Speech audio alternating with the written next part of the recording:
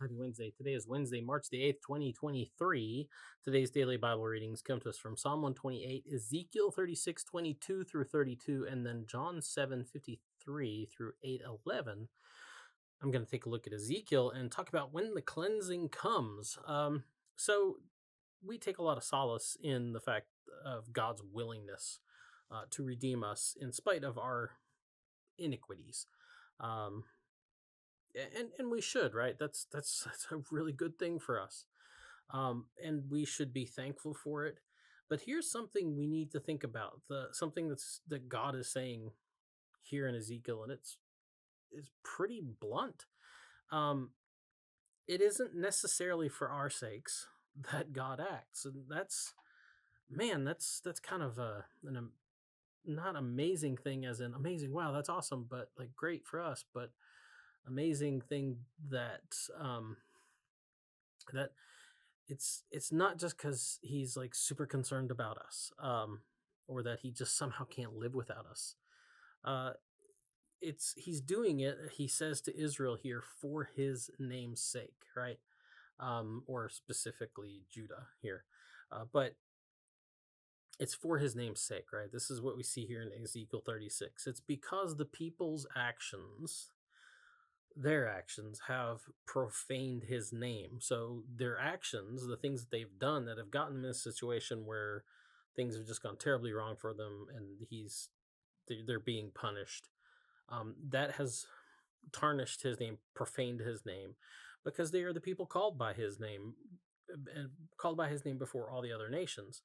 And so now he is going to clean up his name. So, and part of that is to, because these are the people called by his name, but they don't act any different than any of the other nations around them, I should say.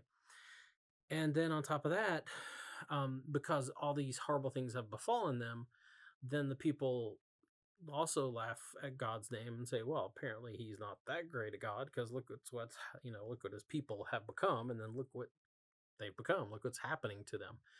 So now he's going to clean it up, by first cleansing the people. So the cleansing is coming. He is turning his eye to them, and he is going to clean them up. He is going to redeem them.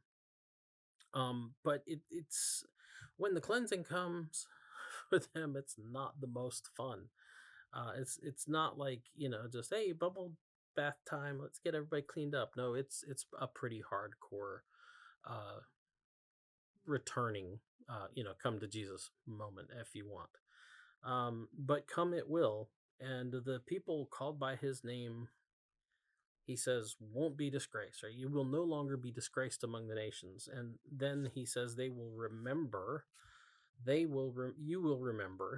your evil ways, he says to them, and your dealings that were not good. I love how this, like, it just doesn't go into great detail. It just goes, your dealings, the things that you do, the things that you did, they just weren't good.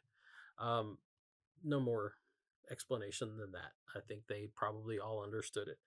And he says they will be loathing themselves for their iniquities and abominable deeds. In other words, when the cleansing comes and they are turned around and they're cleaned up, they're going to look back at who they were, and they're going to loathe the people that they were. They're going to see themselves as loathsome.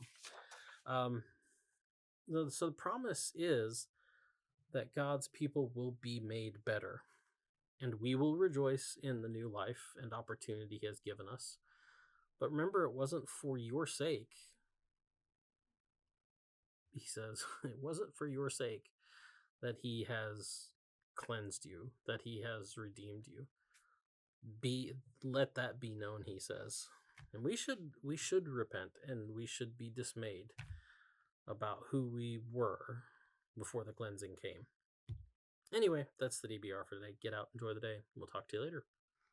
Boop.